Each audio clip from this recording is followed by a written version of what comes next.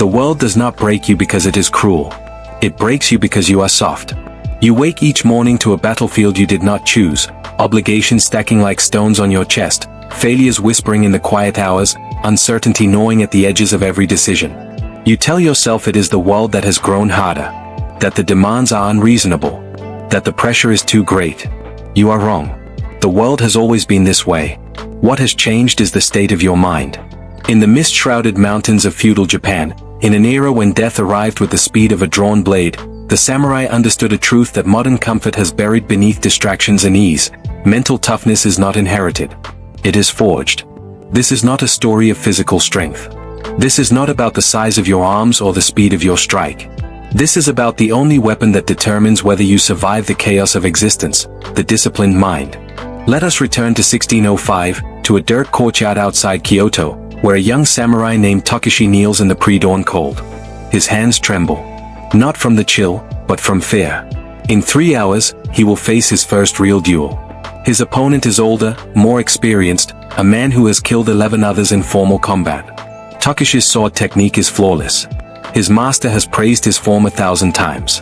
But as he kneels there, watching the sun bleed into the horizon, he realizes something his years of training never addressed. His mind is his enemy.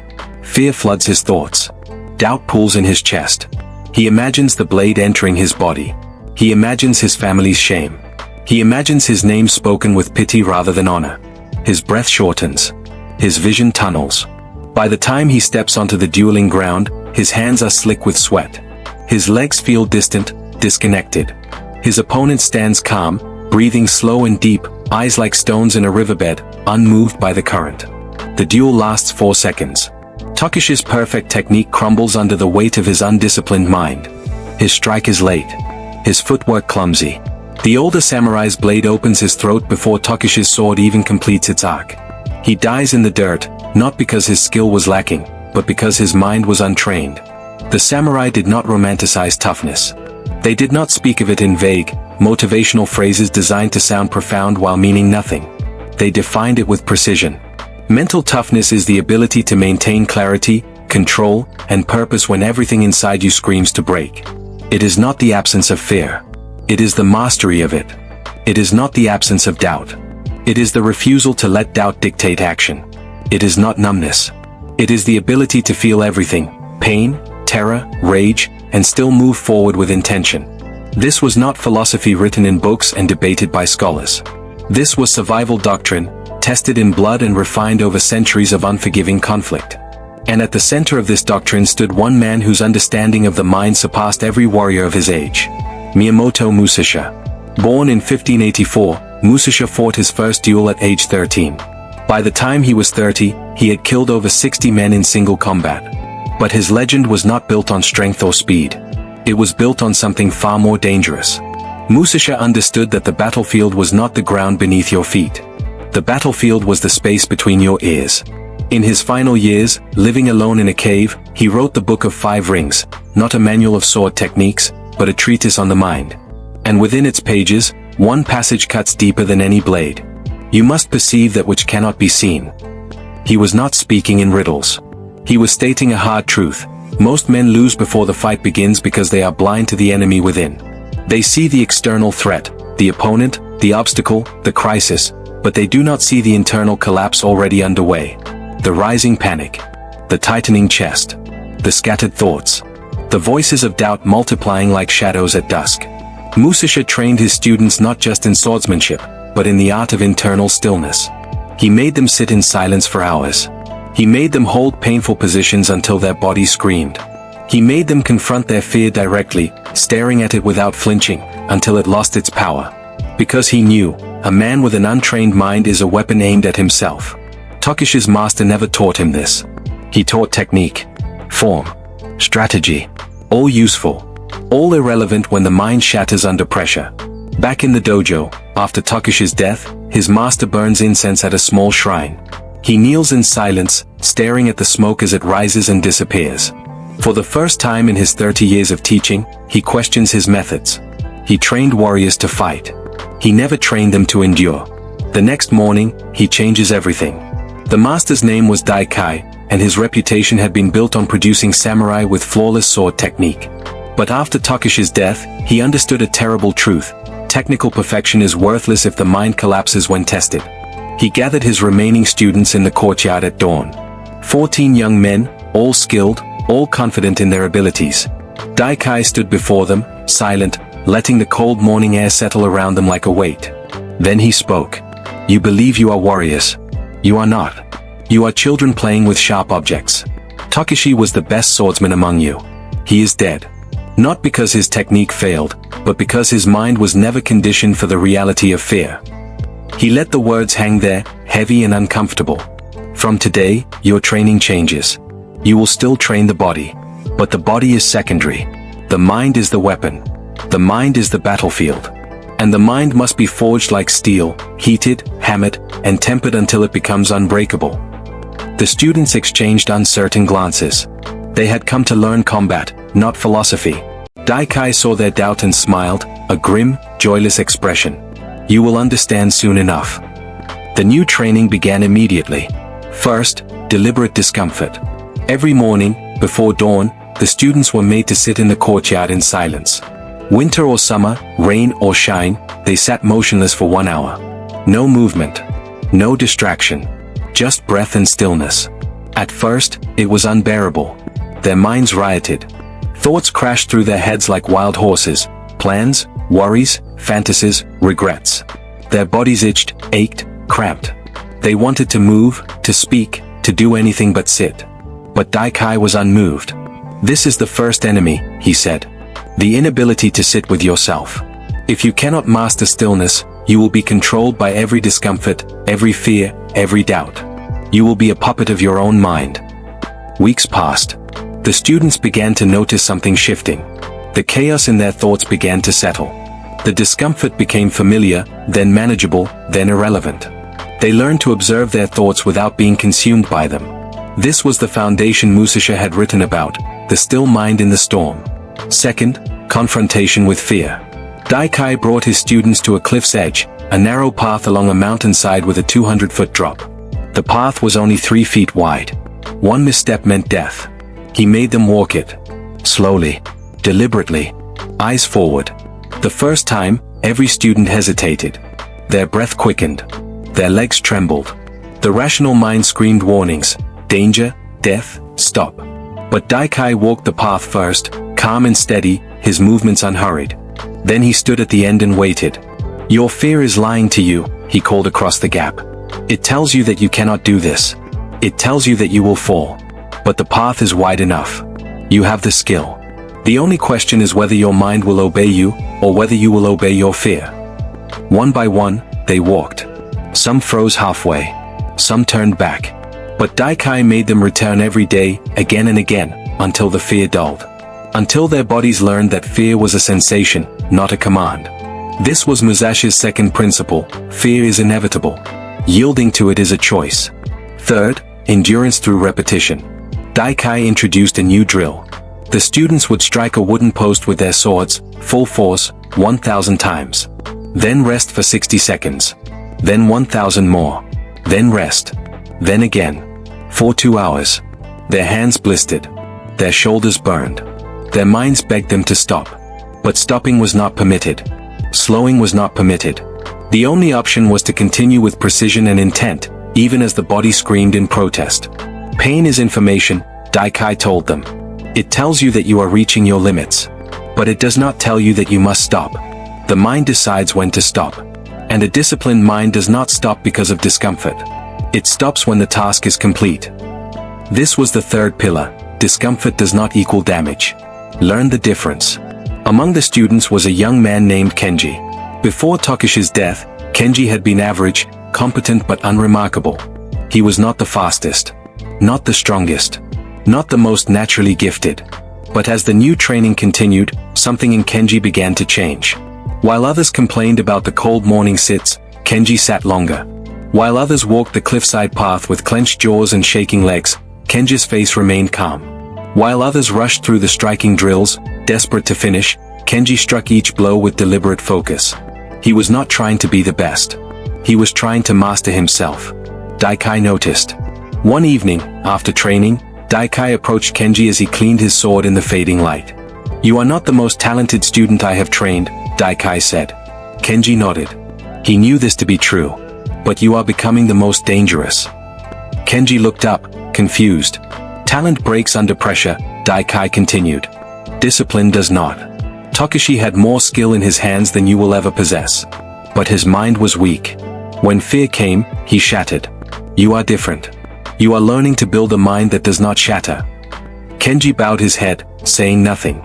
The true samurai is not the one who never feels fear, Daichi said.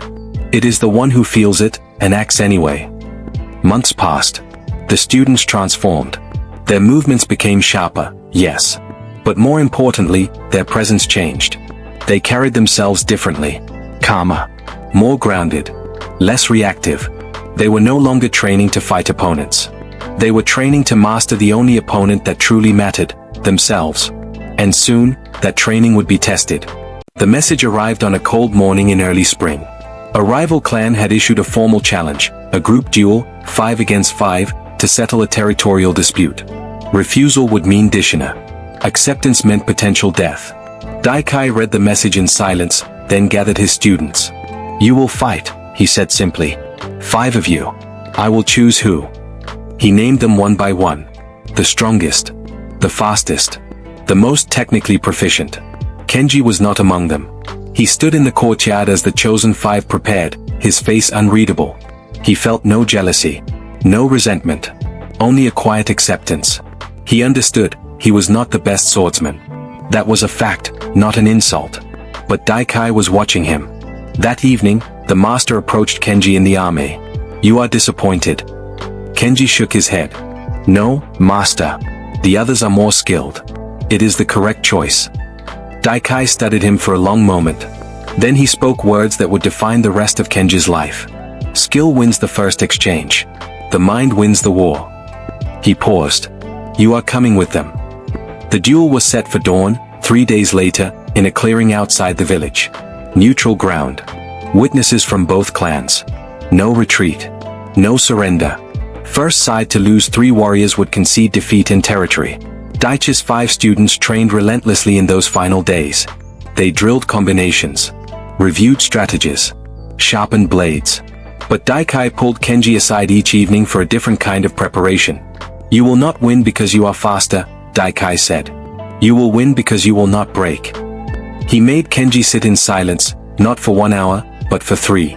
He made him walk the cliffside path blindfolded.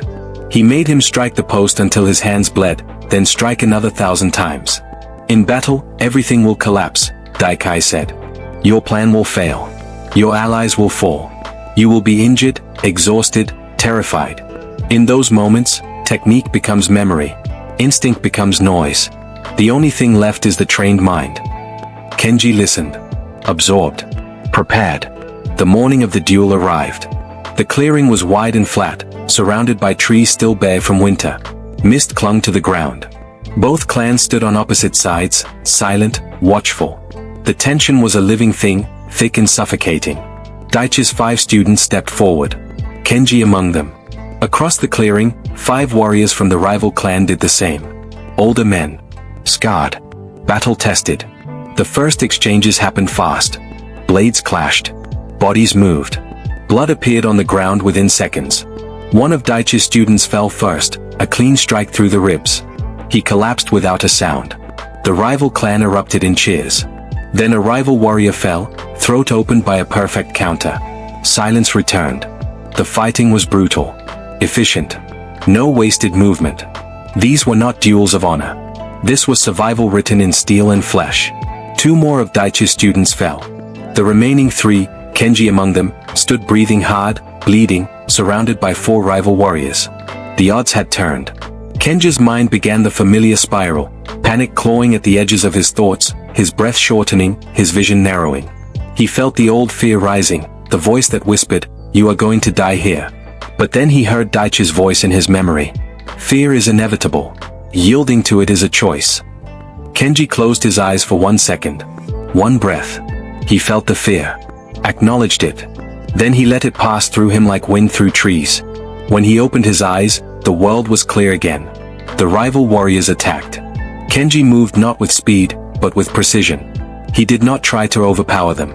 He waited, observed, let them commit, then responded with economy and intent. One of his remaining allies fell. Then another. Now Kenji stood alone. 4 enemies circling him like wolves around wounded prey. The crowd was silent. Even the rival clan supporters felt the weight of the moment. This was no longer about territory. This was about something deeper. Kenji's body was screaming.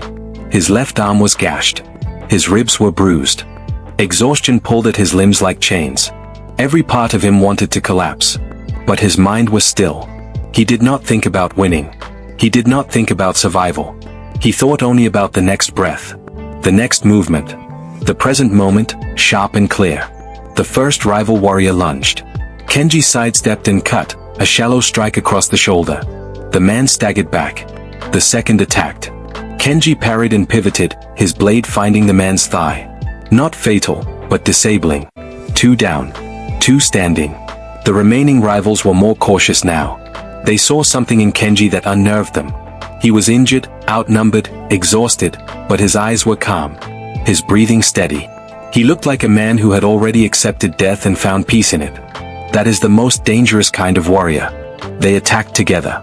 Kenji moved like water, not fighting the force, but redirecting it. He used their aggression against them.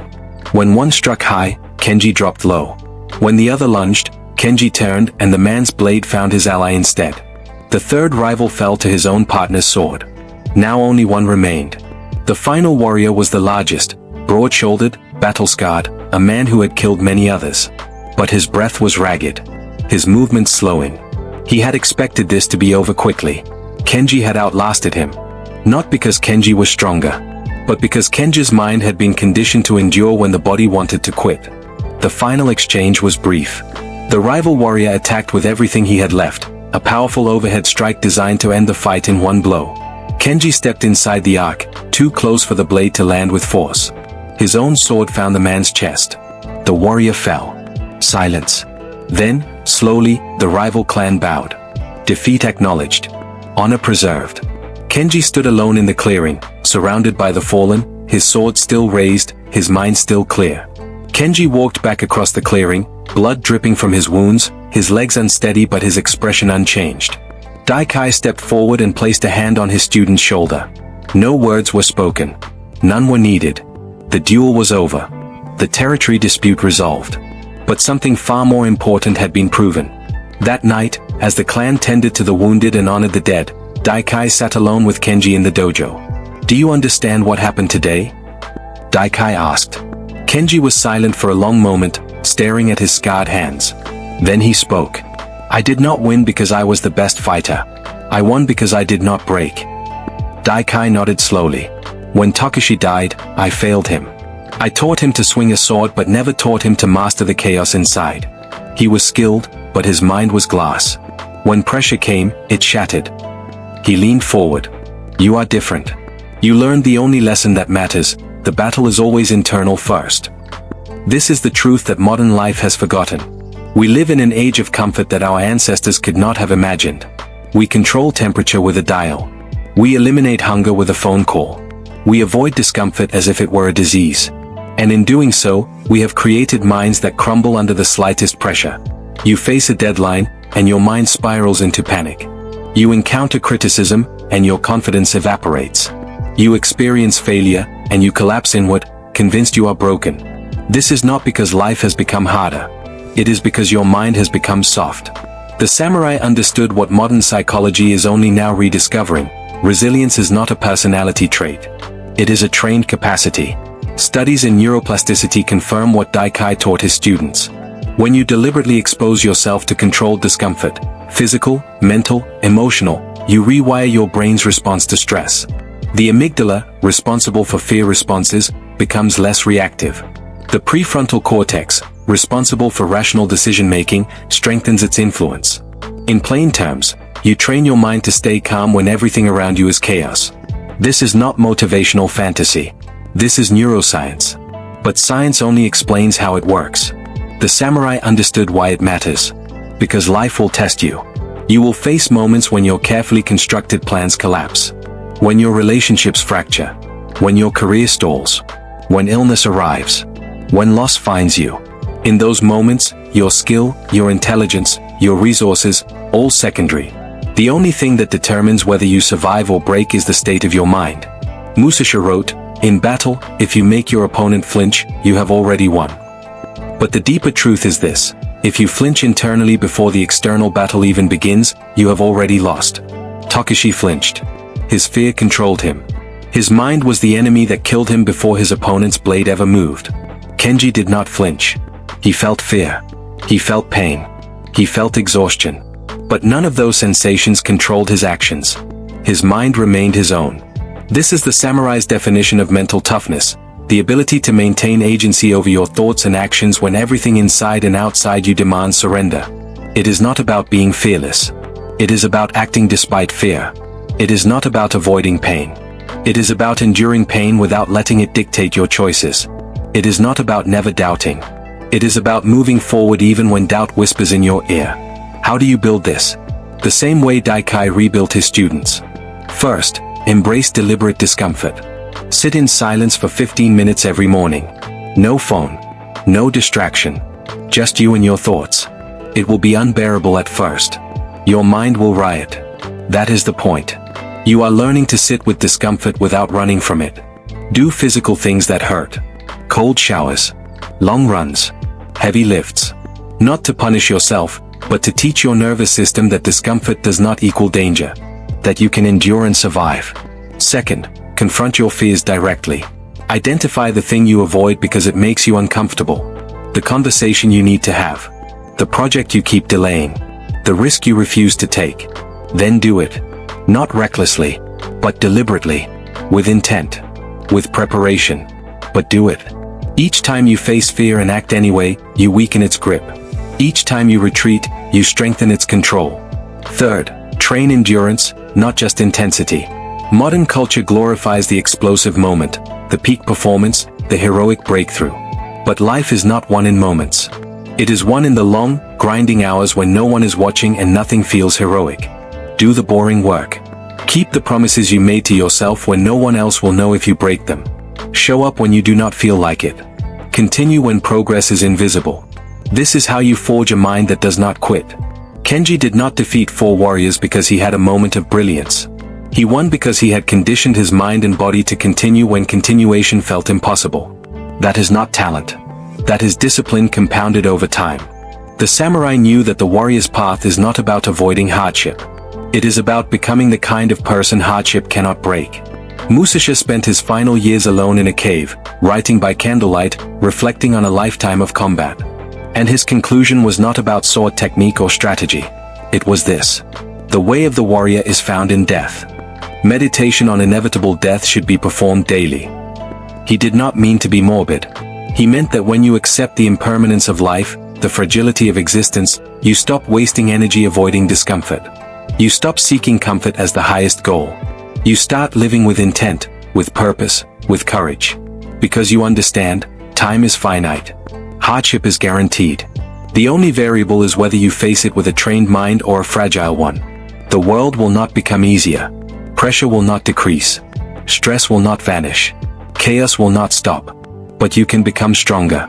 Not in body alone, but in the only place that truly matters, the silent battlefield between your ears. You can train your mind the way the samurai trained theirs, through deliberate discomfort, confrontation with fear, and relentless endurance. You can become the kind of person who does not break when tested. Kenji was not born with this. Takeshi was not born without it. The difference was training. One mind was forged. One was not. You stand at the same choice now. Will you remain soft, reactive, controlled by every discomfort and fear? Or will you forge yourself into something harder, something that chaos cannot shatter? The samurai already gave you the answer. The only question is whether you are disciplined enough to follow it. Tough minds survive chaos. Weak minds become part of it. Choose.